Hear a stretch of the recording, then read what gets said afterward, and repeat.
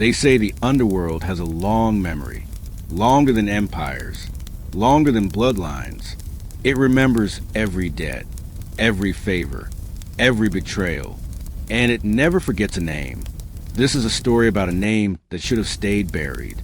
New York City. 3 years after the High Table fell, the Continental stands quiet now, a monument to a war that reshaped everything. The old rules are gone.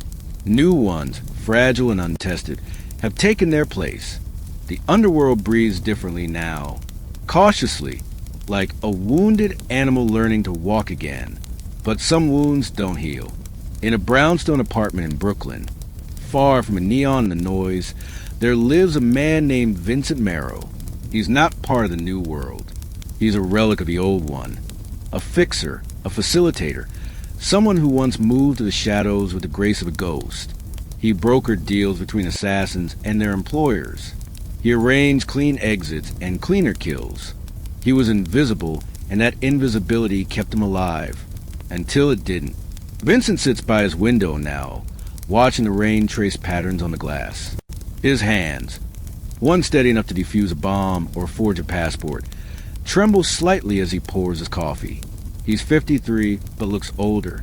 The kind of aging that doesn't come from years. It comes from fear. He hasn't left his apartment in 6 months. Not since the letter arrived. It was simple, elegant, even black envelope. Gold wax seal. Inside, a single card with 3 words in perfect calligraphy. We remember you. No signature. No return address. Just those 3 words and the way of a promise. Vincent knows what it means. He's always known this day would come. Because 15 years ago, he made a choice. A choice that saved his life and destroyed someone else's. A choice that involved a young assassin on the rise.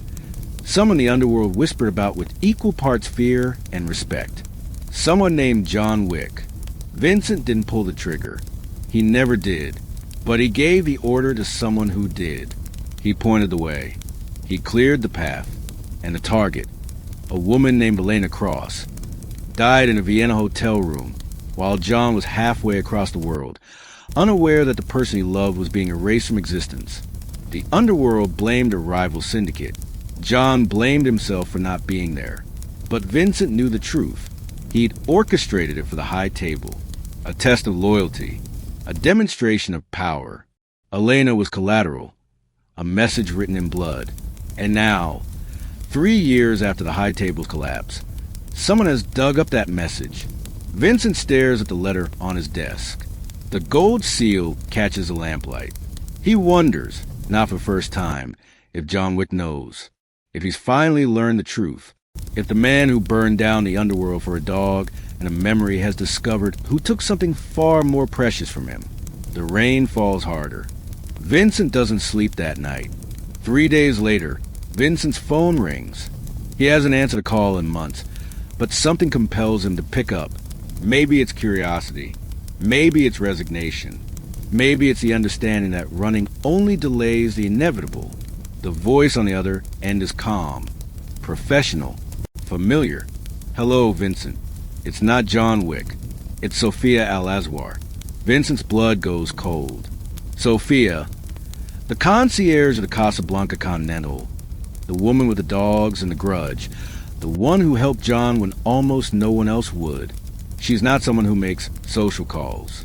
I didn't do anything to you, Vincent says, his voice hoarse.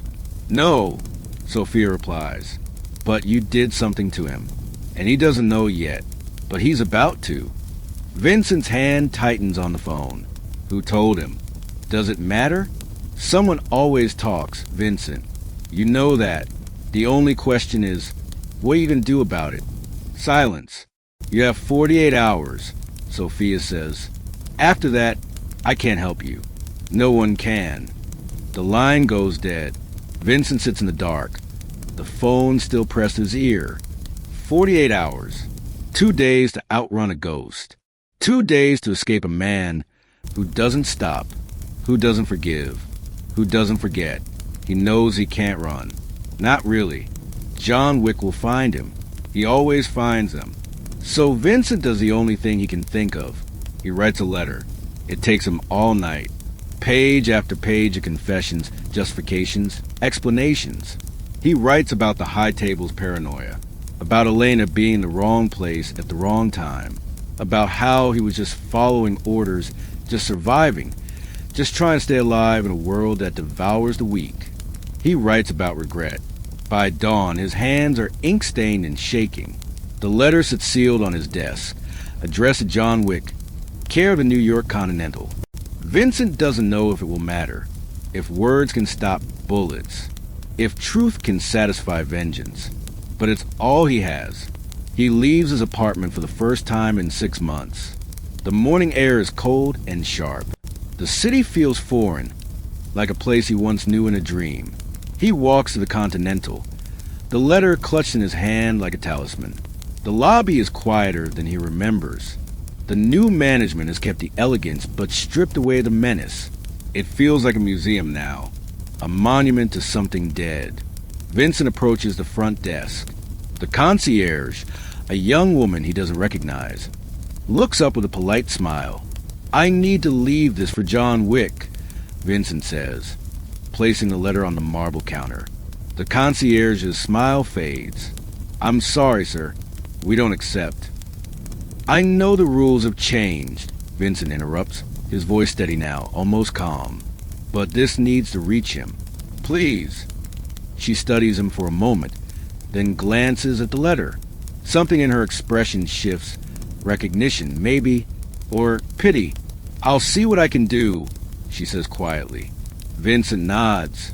He knows it's a lie, but it doesn't matter. He said his piece. He turns to leave. That's when he sees him. John Wick stands in the lobby entrance, framed by the morning light. He's dressed in black, as always. His hair is longer now, streaked with more gray. His face is harder, carved by years of violence and loss. But his eyes, those eyes are the same. Empty and infinite. The eyes of a man who's seen the bottom of everything and learned to live there. Vincent freezes. For a moment, neither man moves. The lobby seems to hold its breath. Then John speaks. His voice is soft, almost gentle, the way a predator speaks before it strikes. "Vincent Merrow, it's not a question. I was going to run," Vincent says. He's surprised by how steady his voice sounds. "But you would have found me." "Yes." "I didn't pull the trigger."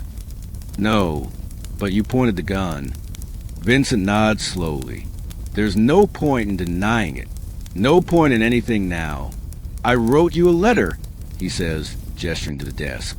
"Everything's in there. The truth, the reasons. I don't expect forgiveness, but I thought you should know." John doesn't look at the letter. He doesn't look away from Vincent. "I already know," John says. "Sophia told me everything 3 days ago." Vincent feels something crack inside him. 3 days. He's been living on borrowed time, and he didn't even know it. Then why wait? Vincent asks. John is quiet for a long moment. When he speaks, his voice carries a weight that makes Vincent's chest ache. "Because I wanted to see if you'd run, if you'd fight, if you'd beg." He steps closer. Elena deserved better than silence, better than a coward hiding in the dark. Vincent swallows hard. What happens now? John reaches into his coat. Vincent braces himself. But John doesn't pull out a gun. He pulls out a photograph. It's old, faded. A picture of Elena, laughing, alive, beautiful.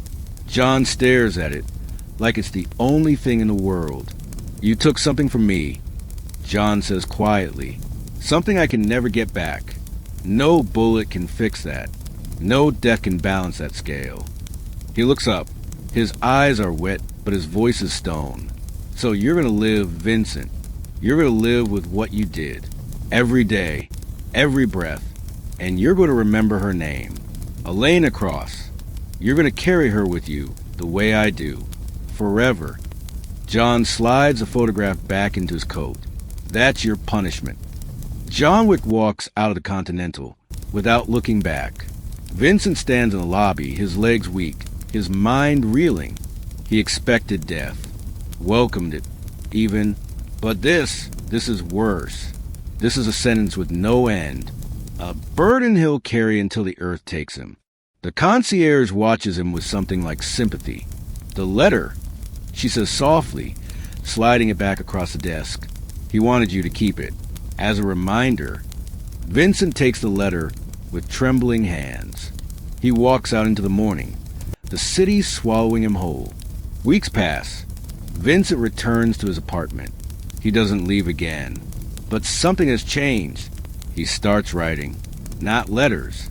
Stories. Memories. Confessions. He writes about Elena. About the jobs he brokered. About the lives he ruined. Without ever pulling a trigger. He writes because John was right. He has to carry her. And carrying her means remembering. Truly remembering. Not just the guilt, but the person. The woman who laughed. Who loved. Who mattered. Late one night, Vincent receives another letter. Black envelope. Gold seal. He opens it with shaking hands. Inside is a single photograph. Elena, smiling, and on the back, in John's handwriting. Her name was Elena Cross. She was kind. She was brave. She deserved to live. Remember that. Every day.